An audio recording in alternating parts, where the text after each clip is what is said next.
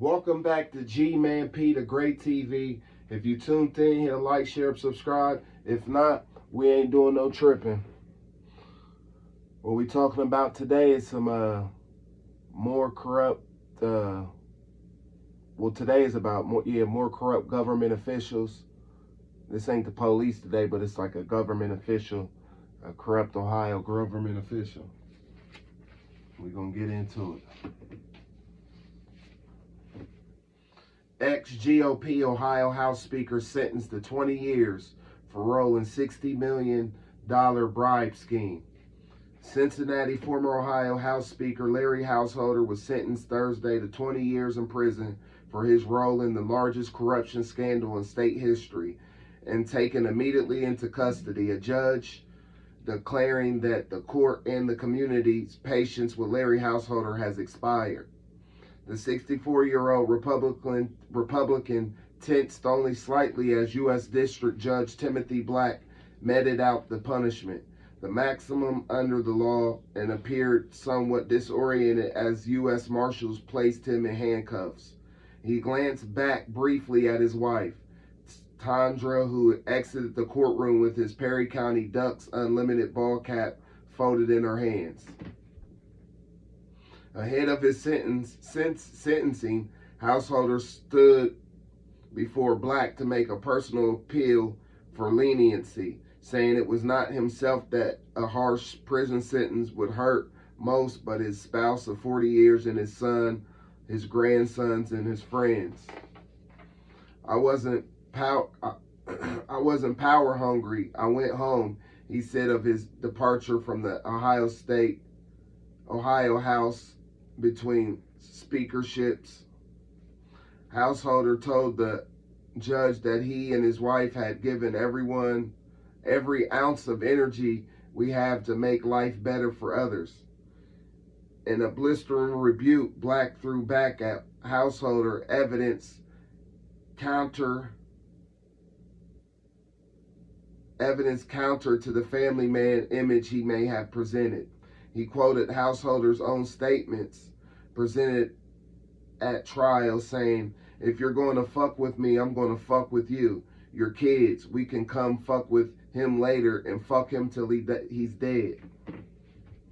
Black called Householder a bully with a lust for power, whose scheme marked an assault on democracy, the betrayal of everyone in Ohio.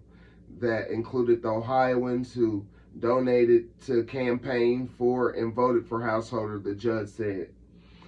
That wasn't their way of just saying, "I like you" or "I supported you," but they were saying, "It is my choosing to trust you," said Black. They trusted you to do right by them and you betrayed their trust.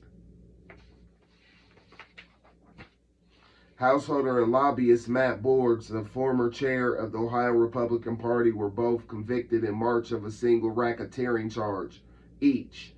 After a 6-week trial, Borges is set to be sentenced Friday. Juries found that Householder orchestrated and Borges participated in the $60 million bribing scheme, secretly funded by Akron-based First Energy Corp. To secure Householder's power, elect his allies, passed legislation containing $1 billion bailout for 2 aging nuclear power plants owned by a First Energy affiliate, and to use a dirty tricks campaign to stifle a bailout effort to overturn the bill. Federal prosecutors have recommended Householder receive 16 to 20 years, holding in a sentencing memo that he acted as the quintessential mob boss, directing the criminal enterprise from the shadows and using his cast carriers to execute the scheme. That strategy, they said, gave Householder plausible deniability. His own attorneys had a recommendation just 12 to 18 months, reporting to the judge that he is a broken man who has been humiliated and disgraced by the ordeal of his widely reported arrest. high-profile prosecution and 7-week trial by jury. Outside the courthouse Thursday, U.S. Attorney for the Southern District, Ohio, Ken Parker, said the government was grateful for the judge's sentence. We heard Mr. Householder indicate that he keeps close his faith, his family, and his friends. I would have added one more. He needed to keep close to Ohioans. If he is going to serve this state, that's what he left out. Parker said that's why he was here today, and that's why the judge imposed the highest level of accountability. Rachel Belts, CEO of the government watchdog group Ohio Citizens Action, expressed hope that Householder's sentence will help restore public trust and allow the voice of the people to be heard and valued by decision makers. Democracy does not allow our leaders to wield power without an opportunity for the people to exercise a check on that power, she said in a statement. Householder was one of Ohio's most powerful politicians, historically twice elected speaker before his indictment. After his July 2020 arrest, the Republican-controlled House ousted him from his leadership post, but he refused to resign for nearly a year on grounds he was innocent until proven guilty in a bipartisan vote. Representatives ultimately ousted him from the chambers in 2021, the first such expulsion in Ohio in 150 years. All told, 5 people in a dark money group have been charged so far for their roles in the scheme. A federal investigation remains ongoing.